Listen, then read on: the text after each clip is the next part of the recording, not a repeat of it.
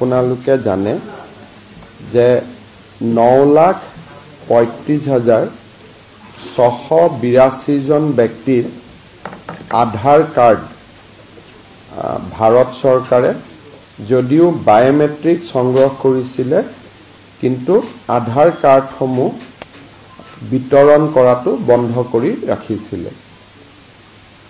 এই লোকসকল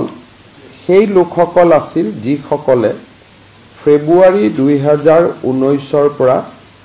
আগষ্ট 2024 এই সময়ছোৱাৰ ভিতৰত এনআৰসি বা আধাৰ কেন্দ্ৰসমূহত বায়োমেট্ৰিক দিবৰ বাবে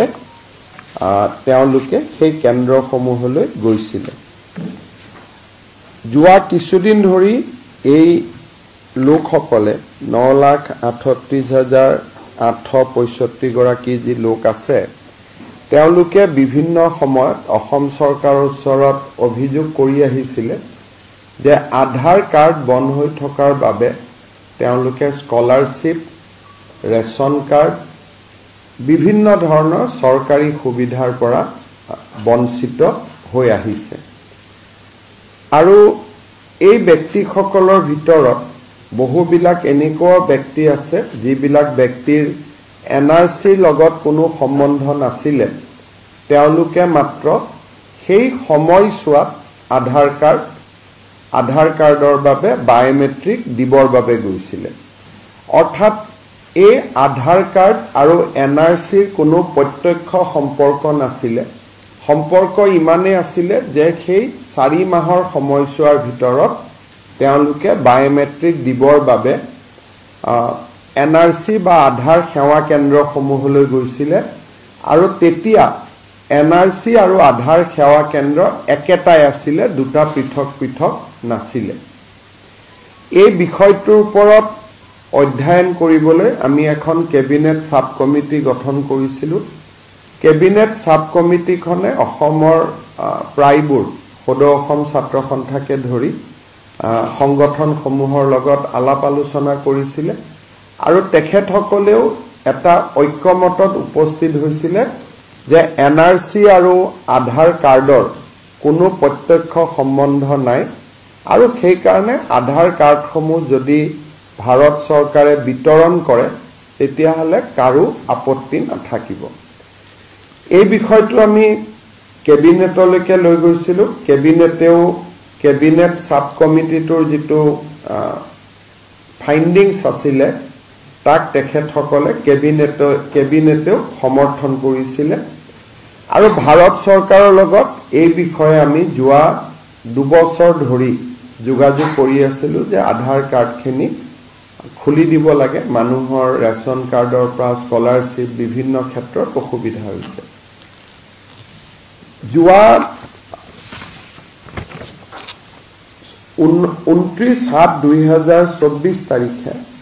আমি অসম চৰকাৰে ভাৰত চৰকাৰে আমাক অনুৰোধ কৰে যে অসম চৰকাৰে এটা আনুষ্ঠানিকভাৱে ভাৰত চৰকাৰক গোটেই বিষয়টো জনাব লাগে। আমি ভাৰত চৰকাৰক 19/7/2024 এটা ফৰ্মেল প্ৰপ'জেল দিওঁ যে এই 9,35,682 জন ব্যক্তিৰ আধাৰ কাৰ্ডসমূহ মুকলি কৰি দিব লাগে। আমি দিয়া পত্ৰখনৰ ওপৰত ভাৰত চৰকাৰে চলিচিটৰ জেনেৰেল অফ ইণ্ডিয়াৰ পৰামৰ্শ লয় আৰু যোৱাকালি 27/8/2024 তাৰিখে ভাৰত চৰকাৰে UDI যি আমাৰ আধাৰ কাৰ্ডৰ যিটো অথৰিটি, ইউনিক আইডেণ্টিটি যিটো অথৰিটি আছে, তেওঁলোকক নিৰ্দেশ দিছে